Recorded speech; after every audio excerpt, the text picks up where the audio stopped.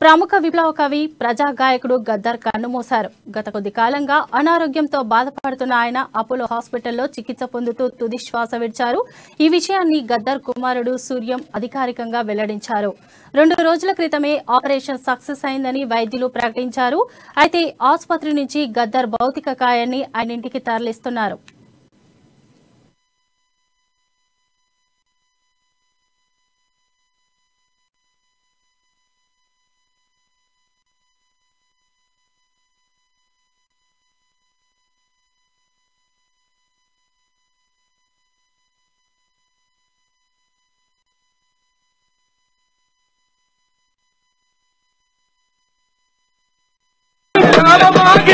अरे ब्याह लेके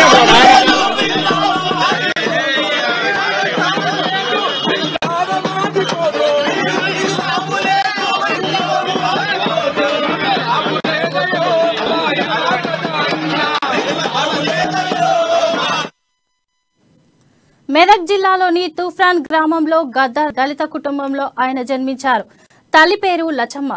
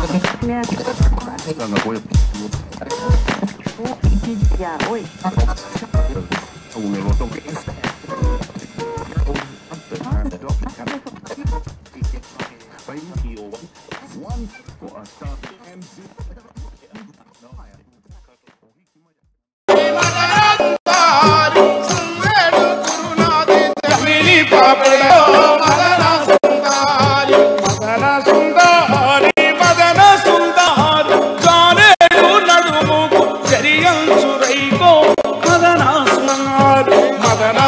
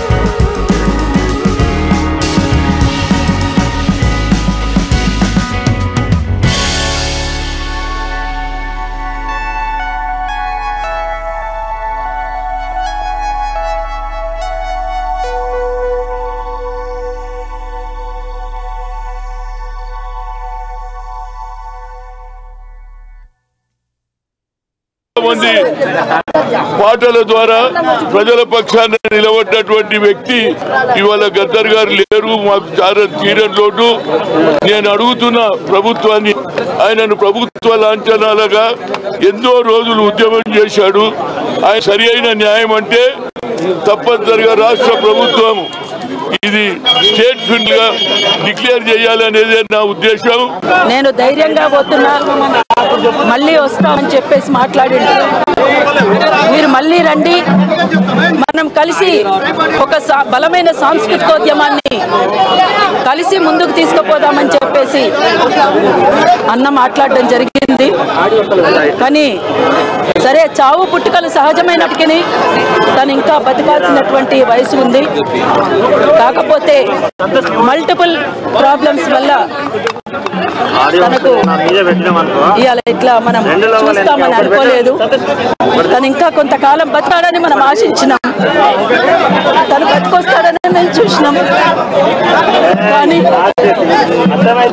ఇలా ఇట్లా బెడ్ మీద అన్నం చూడలేకపోయినాము.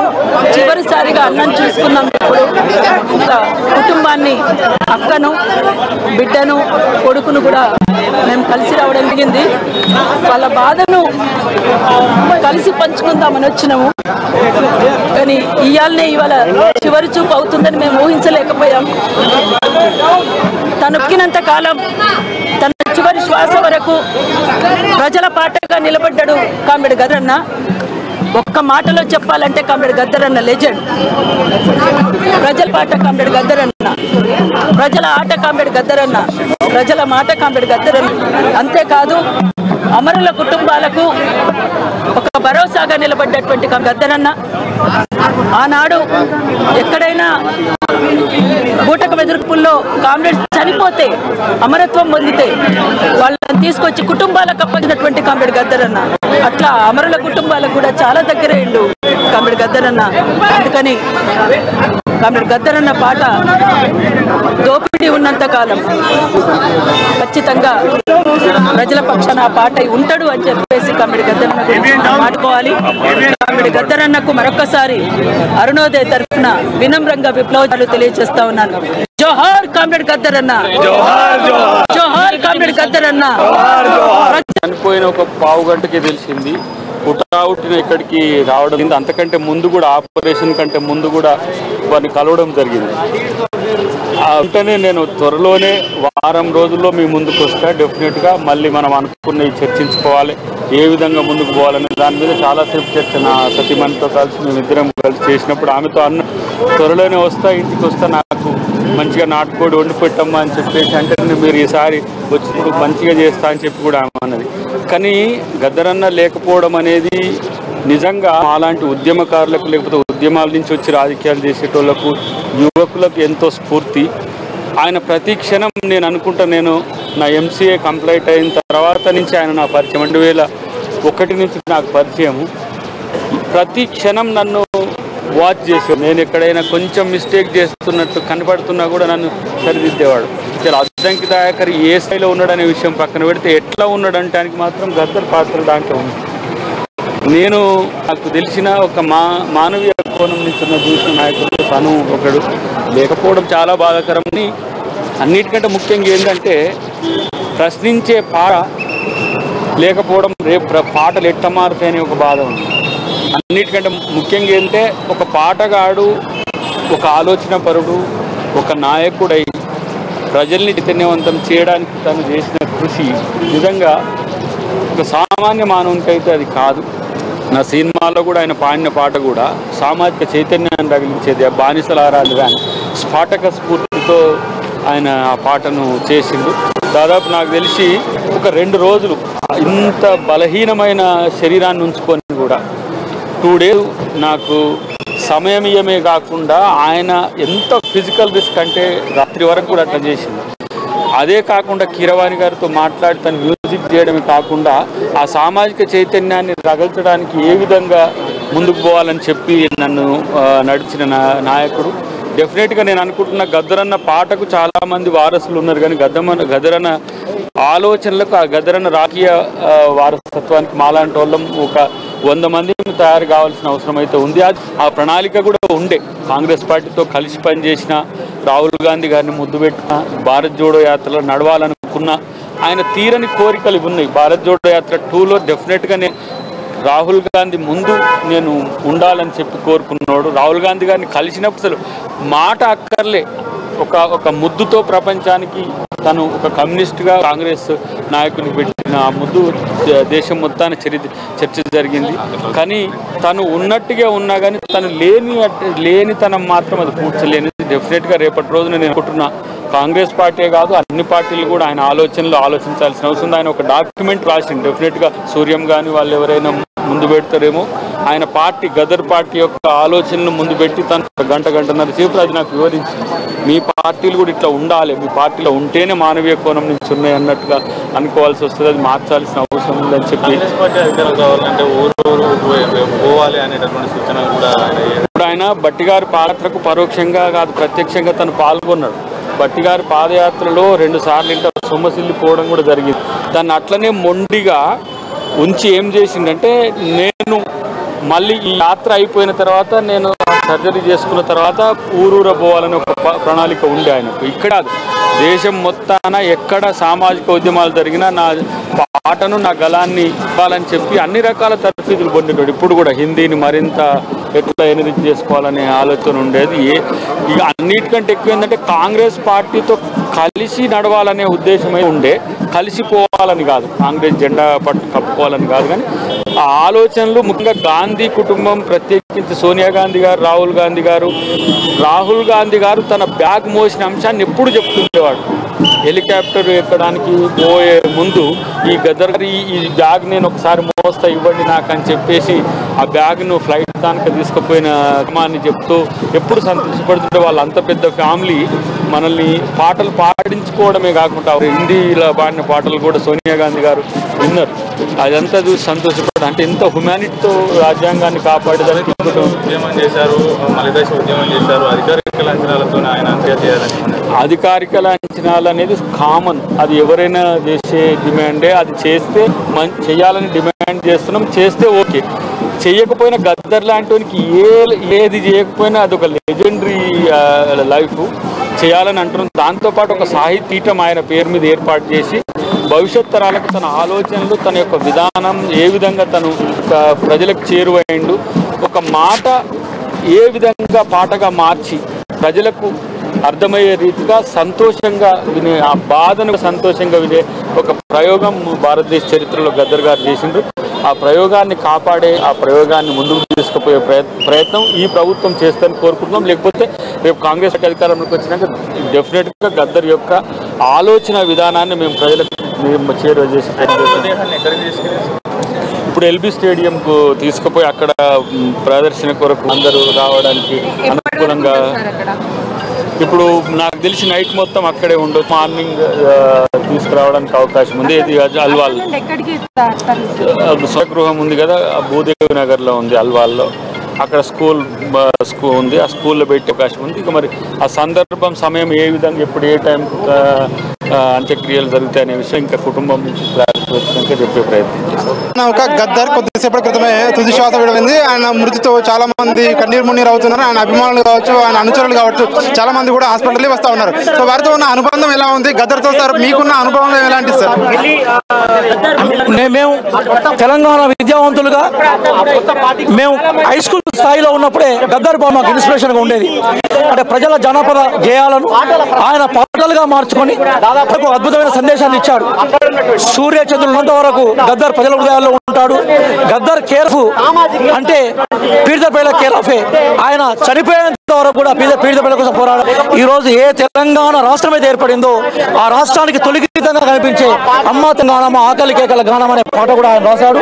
కాబట్టి సూర్యుడు చంద్రుడు నంది రోజులు, ఈ ప్రపంచంలో అన్యాయం రోజులు, ప్రపంచంలో దోపిడిన రోజులు గద్దర్ పేరు ప్రజా హృదయంలో ఉంటుందని కోరుకుంటున్నాం.